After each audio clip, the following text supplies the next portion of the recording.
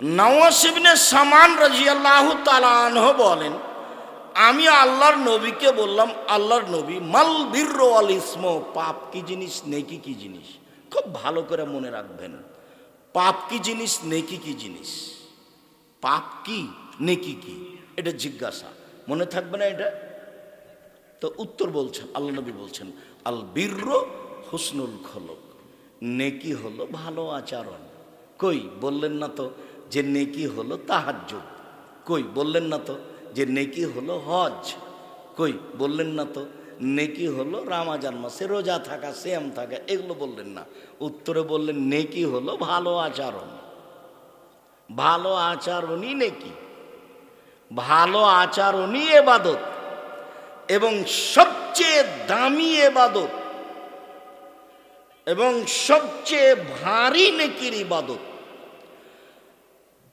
আবু হুরায়রা রাদিয়াল্লাহু তাআলা আনহু বলেন, রাসূল সাল্লাল্লাহু আলাইহি ওয়াসাল্লাম বলেছেন, সদাচরণ রহমান থেকে নির্গত হয়েছে।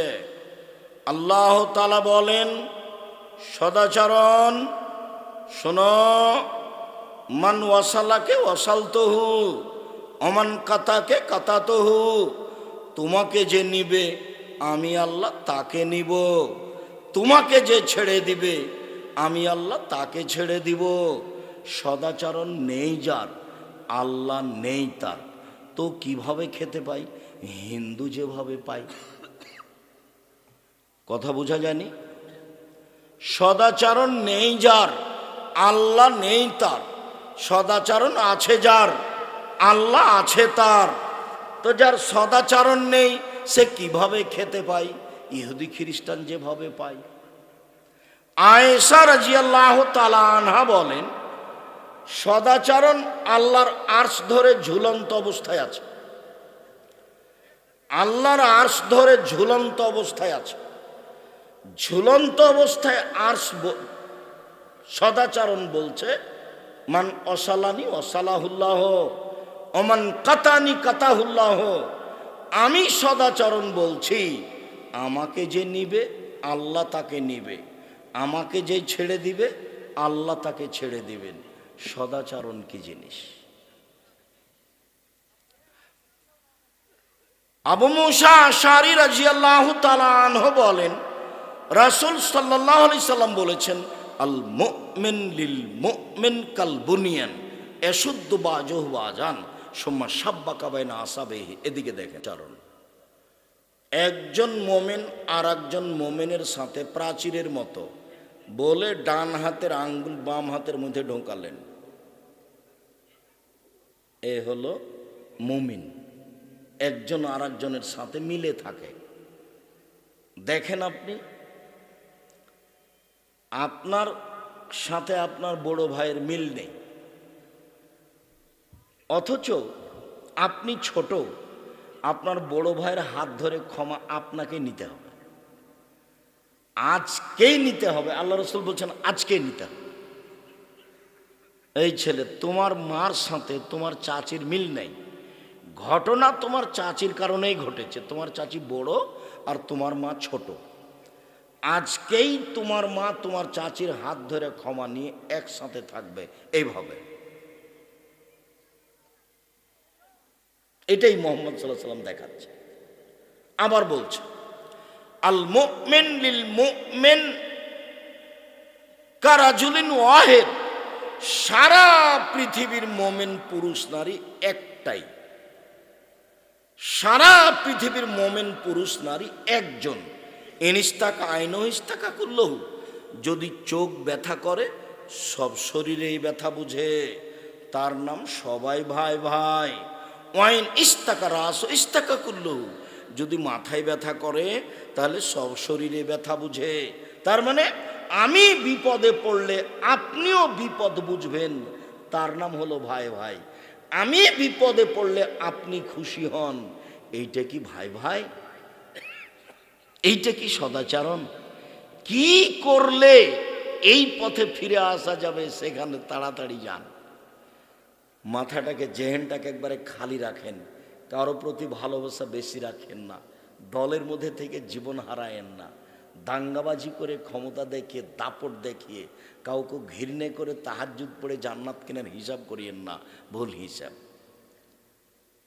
একজন সাহাবী মোজাইনা কাবিলার বলছেন যে সাহাবীগণ বললেন, আল্লাহর নবী, মা খাইরু মাউতিয়াল ইনসানো, মানুষকে তো আল্লাহ অনেক নিয়ামত দিয়েছেন, তো সবচেয়ে উত্তম কোনটা নিয়ামত?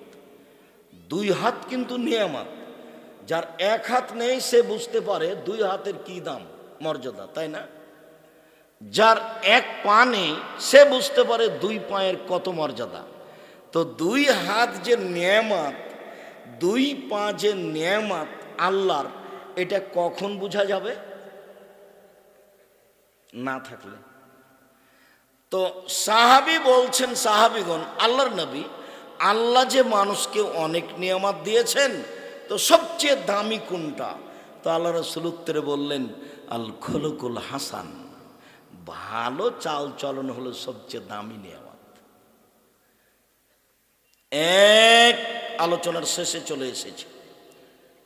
এক, ভালো চাল চলন হলো সবচেয়ে দামি নিয়ামত। 2, ভালো চাল চলন দিয়ে বয়স বেশি হয়ে যায়। 3, ভালো চাল চলন দিয়ে টাকা পয়সা বেশি হয়ে যায়। 4, ভালো চাল চলন দিয়ে দামি জান্নাত পাওয়া যায়। 5, ভালো চাল চলন দিয়ে 2টা বড় বড় ইবাদতের নেকি পাওয়া যায়। মনে নাই? বলেন তো, বড় বড় ইবাদত 2টা কি? একটা তাহাজ্জুদ আর একটা হলো নফল সিয়াম। 6, ভালো চাল চলন দিয়ে সবচেয়ে বেশি নেকি হয়। 7, ভালো চাল চলনই নেকি। 8, ভালো চাল চলনের নেকি বিচারের মাঠে দাঁড়ি পাল্লাই সবচেয়ে ভারী নেকি, ভালো চাল চলন। ভালো চাল চলন বাস্তব দেখিয়েছি। ওই অটো দিয়ে লোকটা বসেছিল, আমিও গেছি, তা আমি উঠেছি, লোকটা টান দিয়েছে, আমি ধাক্কা খেয়ে আপনার মুখের উপরে পড়ে গেছি। তা আপনি বললেন বসেন, বসেন, কোনো সমস্যা নেই। এটা একটা চাল চলন। আপনি বললেন যে কপালে চোখ নেই, দেখে উঠতে পারেন না, এটা একটা চাল চলন। তো জীবনে 2টা কথা বেশি বলে নিয়ে বেঁচে থাকার চেষ্টা করিয়েন না। সমাজে মানুষ গাদ্দার থাকবে, এ কথাই ঠিক। মানুষ বিশ্বাসঘাতক থাকবে, এ কথাই ঠিক। আটমল সালাফিয়া মাদ্রাসা আমি এককভাবে গড়েছি। এখানে কারো কিছু বলারও নেই, এখানে কারো কিছু করারও নেই। আটমল সালাফিয়া মাদ্রাসা আমি এককভাবে গড়েছি। যেদিন গড়িনি তার আগে নুরু সর্দারকে নিয়ে, নূর মোহাম্মদ সর্দারকে নিয়ে বসেছিলাম।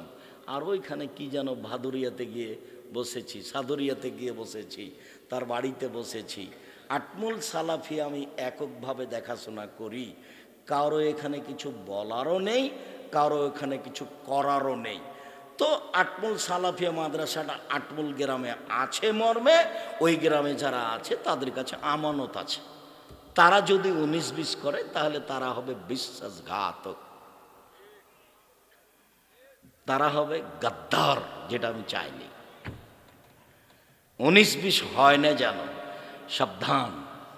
19-20 করে 2-1 দিন বেঁচে থেকে কোনো লাভ নেই। এই দেশের সবচেয়ে বড় প্রতিষ্ঠান জামিয়া সালাফিয়া, আয়তনে সবচেয়ে বড় প্রতিষ্ঠান জামিয়া সালাফিয়া। জামিয়া সালাফিয়া হাটাবো, বীরহাটাবো, রূপগঞ্জ, নারায়ণগঞ্জ, ঢাকা এখন প্রায় 100 বিঘা জমির উপরে অবস্থান করে, যার 22 বিঘা মেয়েদের জন্য।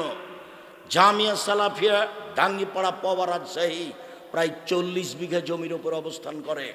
জামিয়া সালাফিয়া রাজশাহী যেটা মহিলার জন্য তৈরি হতে যাচ্ছে, সেটা প্রায় 70 বিঘা জমির উপর অবস্থান করে।